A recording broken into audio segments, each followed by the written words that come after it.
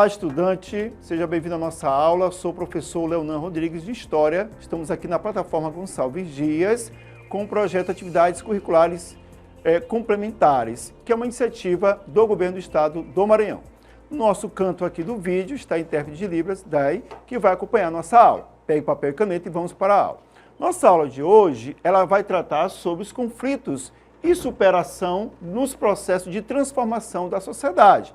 Vamos falar aqui de uma civilização muito rica que trouxe muitos ensinamentos para o nosso contemporâneo, para a nossa sociedade de hoje. Estamos falando da Mesopotâmia, dos povos da Mesopotâmia. E é interessante você notar que a gente não está falando de uma civilização única, mas civilizações que compuseram um único território ou um único espaço territorial. Então, por isso que nós falamos dos povos da Mesopotâmia, que nós vamos entender aqui no transcorrer da aula, que a cada momento esses povos irão estar ocupando aquele espaço, saem, outros povos chegam e ocupam o mesmo espaço e eles vão, de fato, ocupando aí e vão transformando aquele crescente fértil que é onde se localiza a Mesopotâmia. Então, aqui é um mapa que está descrito para nós entendermos a localização geográfica desses povos da Mesopotâmia.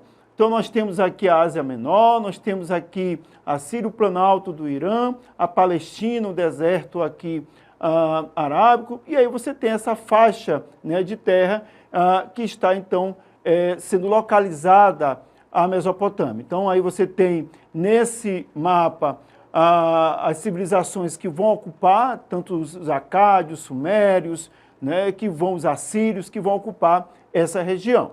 Bom, mas como é que essa Mesopotâmia, esse núcleo de povoamento, esse núcleo de vários povos vai se constituir? E é importante a gente prestar atenção para entendermos como é que esse núcleo de agrupamento aí de pessoas, de povos, ele vai se constituir. Então, o aparecimento de núcleos populacionais nas margens dos rios Tigre e Eufrates, ela foi bastante significativa. As cidades começaram a surgir nas áreas planas do sul e foram habitadas por diversas civilizações, como sumérios, acádios, amoritas, assírios e caldeus. Então, como eu falei no início da nossa aula, são muitos povos que estão ali naquela região e que vão ocupando a Mesopotâmia, que vão ali dominando a Mesopotâmia. Claro que essa dominação acontece em muitos momentos pela guerra. Você combate aquele povo que estava, então, ali naquele território e você toma conta daquele território por um momento até que outro povo venha e também, a partir da guerra, tome o seu território. Então, é uma disputa constante que vai haver nesse território que é a Mesopotâmia. Agora, mas por que essa disputa? Por conta exatamente das benesses daquele território. Olha, é uma terra que era cercada por dois rios, Tigre e Eufrates. E os rios são fontes importantes para o desenvolvimento da agricultura, que era, de fato, aquilo que aquelas civilizações antigas subsistiam. Tanto, claro, para a sua própria sobrevivência, mas também para o comércio.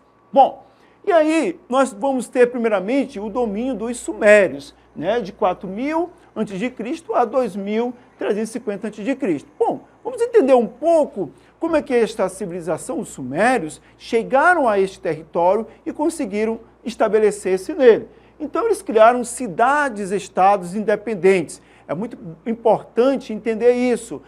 Você tinha ali várias cidades, cada uma delas tinha uma certa autonomia dentro do seu processo econômico, do seu processo político também. Mas, claro, continuavam a fazer parte de uma única civilização, que era com os sumérios na Mesopotâmia. Então, eles tinham uma certa autonomia, mas eles continuavam sendo regidos por um rei, por alguém que estava no topo da sociedade, do poder político, econômico e social.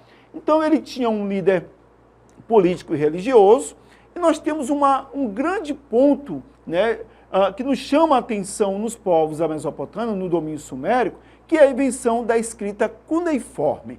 É uma escrita inicial que serviu para estabelecer contato com outros povos, mas principalmente anotações contábeis, anotações daquilo que ia para o armazém, daquilo que era guardado, daquelas orientações que eram dadas para essas cidades-estados, ou seja, criou-se uma espécie de documentos, né, daquele povo que registrou-se e chegou até os nossos dias. Porque se estamos aqui estudando os sumérios, é porque nós temos, claro, muitos requisitos dessa sociedade, principalmente escritos. Então nós temos a invenção da escrita cuneiforme. Só que esses povos, esse domínio sumério, vai chegar um momento em que eles vão sucumbir, em que eles vão ser derrotados por outros povos. Mas, claro, também há o problema interno, das desavenças, das brigas internas também, e que isso vai levar à destruição também desta civilização.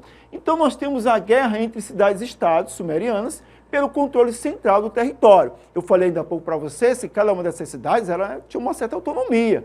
E isso, claro, provoca as rivalidades. E essas rivalidades vão fazer com que essas cidades elas queiram, claro, o domínio total do território. E isso é um ponto de fraqueza dentro dessa civilização.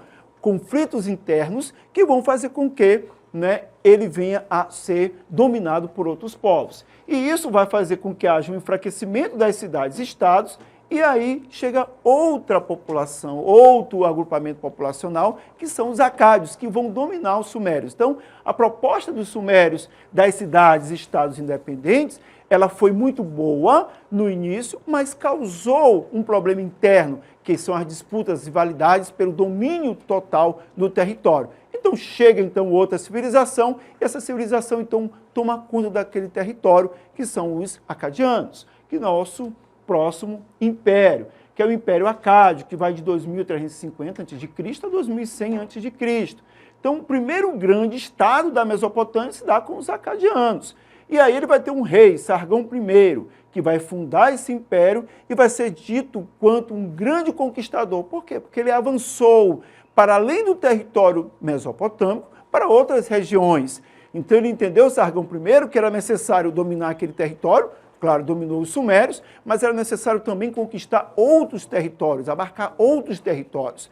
E isso vai sendo algo muito frutífero, muito imperioso por parte do Império Acadiano. Então, o primeiro império dos mesopotâmios é exatamente o Império Acadiano. Só que nós temos, claro, mais uma vez, que o que aconteceu com os sumérios vai acontecer também com o Império Acádio, que são as rivalidades internas que vão enfraquecer, né, o império, e aí os acádios vão ser conquistados. Então, observe que eles aumentam o tamanho, né, político, social, econômico, territorial desse Império Acádio, mas ele fica frágil, ele fica enfraquecido porque começam as disputas internas. Então, assim como os sumérios tiveram as disputas internas, os acadianos também tiveram as disputas internas e acabam fazendo o quê? Ficando fracos. E essas rivalidades internas fizeram com que eles fossem também dominados por um outro, né, outro povo que chega também nessa região da Mesopotâmia, que é o primeiro império babilônico. É um império muito conhecido, né, principalmente por um conjunto de regras sociais que você tinha naquele momento. É um império muito organizado e que vai, então, tomar conta desse território que é denominado enquanto Mesopotâmia. Então, vamos ver um pouquinho sobre esse império babilônico. Então, você tem um rei Hammurabi, que vai governar de 1728 a.C. a 1686, ele vai unificar toda a Mesopotâmia, isso é muito importante. Ele vai criar o Código de Hammurabi, que é algo imprescindível para as suas conquistas. Por quê? A unificação do território, ela perpassa também por uma unificação de leis. Imaginemos aqui que o território mesopotâmico, todo recortado, cheio de povos, cada um andando da sua maneira, sem seguir uma regra geral, era muito difícil dominar esses povos. Então, ele entendeu, Hammurabi, que é o seguinte: olha, é necessário nós termos uma lei para todos, que todos possam seguir essa lei e que nenhum possa falhar com ela. E aquele que falhar, claro, será duramente, nos rigores da lei, repreendido. E foi isso que ele fez. Então, o Código de Hammurabi é um código social. Como a nossa Constituição, que tem deveres e tem direitos, assim também havia dentro do primeiro Império Babilônico. Então, havia ali os deveres e havia também os direitos. Então, era aquele famoso olho por olho, dente por dente. Se eu causo mal a alguém, essa pessoa vai ter o direito também de causar esse mesmo mal a mim ou a minha família. Então era um código bastante rígido. Mas claro, não acontecia para todas as classes, não acontecia para todas as pessoas, era algo ainda que era restrito a um grupo. Alguns, certamente, não eram, claro, impelidos por essa lei, por esse código, e outros sim eram impelidos. Só que, claro, toda essa organização que deu muito certo, né, toda essa organização que fez com que esse Império Babilônico avançasse bastante, mas chegou o momento de queda também desse império. Então, a morte do rei Hammurabi e ondas migratórias, houve então o declínio do império, em 1590 a.C. E aí um outro povo vai conquistar aquele território, que são os assírios. Então, você tem Hammurabi liderando, mas quando ele morre, tudo começa a desmoronar. Tudo começa a ruir dentro do império, do primeiro império babilônico. E aí, como aconteceu com os sumérios, aconteceu com os acadianos, veio outro povo e dominou aquele território que já estava por lá. Diga-se de passagem, esses povos estavam por lá, eles iam sendo dominados ou iam dominando. Então, agora é a vez dos assírios, que vão dominar esse Império Babilônico. Então, tudo aquilo que foi construído, né, por Hammurabi, ele foi destruído e agora você tem um novo agrupamento populacional, que são os assírios, que nós iremos ver aqui, né, no próximo slide. Então, o Império Assírio ele vai de 1300 a.C. até 612 a.C. Então, o rei Assurbanipal, ele vai ter o auge do seu império nesse período aqui, de 668 a 626 a.C. Então, olha as características desse império: comércio e agricultura, o primeiro exército organizado da história, e esse povo, os assírios, eram conhecidos pela violência contra os povos dominados. E eles vão fazer a coalizão dos povos medos e caldeus, tá? Que vão estar dentro desse território. Então vejam que esse Império Assírio ele tem muitas conquistas. Primeiramente, a questão da agricultura e do comércio. Então eles avançam com esse processo agrícola e do comércio também desses produtos que eles então cultivavam. E um ponto-chave para entender o sucesso desse momento da Mesopotâmia é o exército organizado. Pela primeira vez você tem um exército organizado, né? E aí tudo muito bem distribuído entre aqueles que participavam naquele exército para exatamente enfrentar quem? Os outros povos, porque nós não podemos pensar que quando um povo chegava naquele território mesopotâmico, dominava e pronto, estava descansado. Não, ele precisava manter a segurança para que um outro povo não viesse dominá-lo.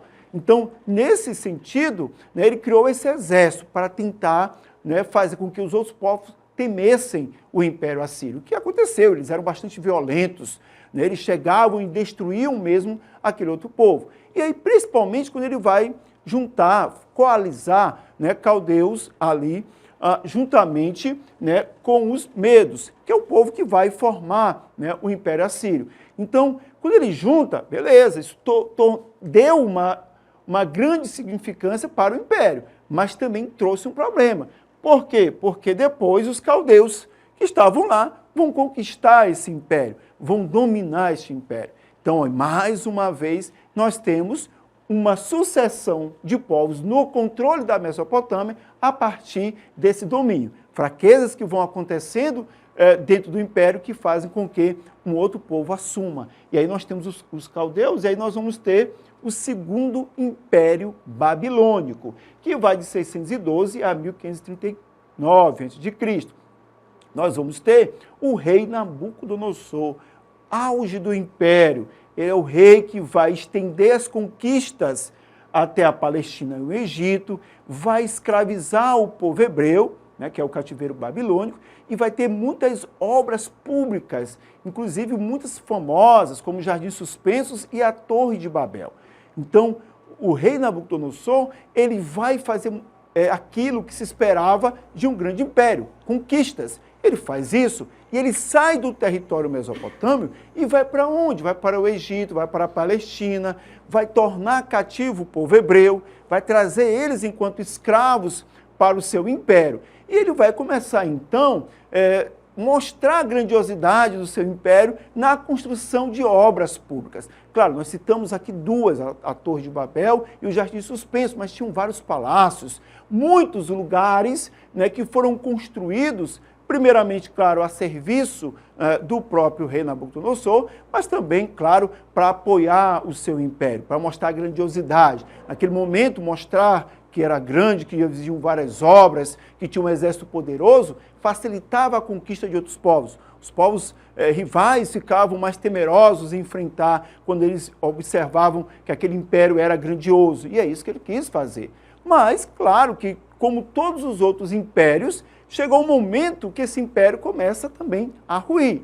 E aí nós temos o declínio do império com os persas. Então, os persas começam a dominar, né, todo o território ali antigo e chegam até o segundo império babilônico. Né? Ele começa, né, por várias outras regiões e vai, né, como de fato, tentando conquistar todos os territórios, chega até o Império Babilônico. Então você tem aí o declínio do império conquistado por outro agrupamento de pessoas, para o povo dos persas, que também, claro, trazem uma riqueza, né, dentro da sua organização política, principalmente militar, né, das sucessões que vão ter de vários reis persas, mas o que é importante entender é que esse povo que outrora dominava passa a ser dominado. Então isso é constante nós observarmos isso, beleza?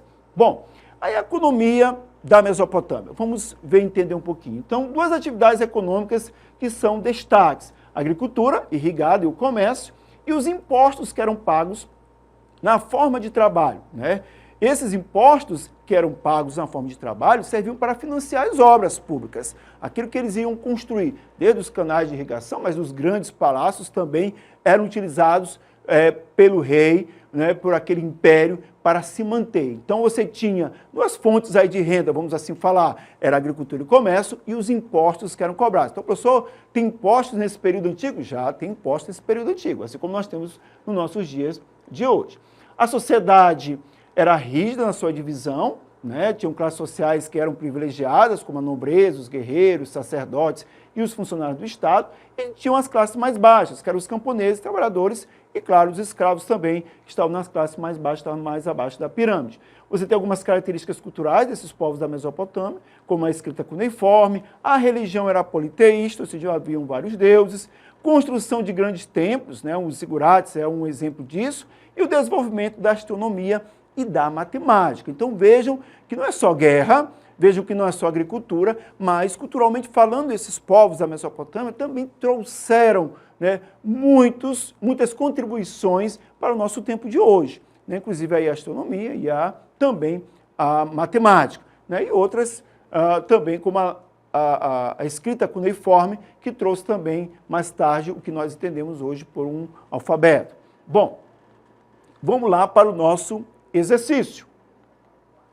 É uma questão da Federal da Paraíba, 2011, ela foi adaptada, diz assim: a transposição das águas do Rio São Francisco é um projeto do Estado brasileiro. Esse tipo de intervenção estatal lembra os impérios teocráticos de regádio, berço das primeiras civilizações. Sobre a presença do Estado na organização das primeiras civilizações, é correto afirmar. Bom, então está falando algo muito próximo de nós, que é a transposição do Rio São Francisco, fazendo aqui uma relação, né, com a agricultura irrigada dos tempos antigos. Essa palavrinha regádio aí significava exatamente isso. Então vamos para alternativas aqui. A letra A diz: o chamado crescente fértil, localizado no oeste europeu, não se caracterizou por um Estado atuante na construção de obras de irrigação. Letra B: o Estado mesopotâmico, os impostos pagos na forma de trabalho, eram fundamentais para financiar as construções de obras públicas, como diques, reservatórios e canais de irrigação. Letra C: o poder do Estado egípcio estava relacionado às grandes construções estatais, exclusivamente os palácios e pirâmides. A letra D: a ausência de um Estado centralizado na região dos rios Tigre e Eufrates é ainda hoje apontada como a causa da miséria daquela região. E a letra E: o Estado babilônico teve seu apogeu no período de construção de diques, dessalinização e utilização das águas do Mar Vermelho. Então, nós acabamos de falar que duas maneiras de ter dinheiro para esses impérios, agricultura e comércio, e os impostos que eram cobrados. Então, a resposta certa para essa questão é a letra B, tá? Onde o Estado mesopotâmico ele tinha os impostos pagos na forma de trabalho, que eram fundamentais para financiar todo e qualquer tipo de obra pública, ok? Bom, está chegando ao final da nossa aula, acesse o plano de estudo para mais informações. Você também siga a plataforma Gonçalves Dias, dentro, né, dos canais aí do Instagram, do YouTube, deixe seu like, ative o sininho, interaja, tá bom? Muito obrigado e até a próxima.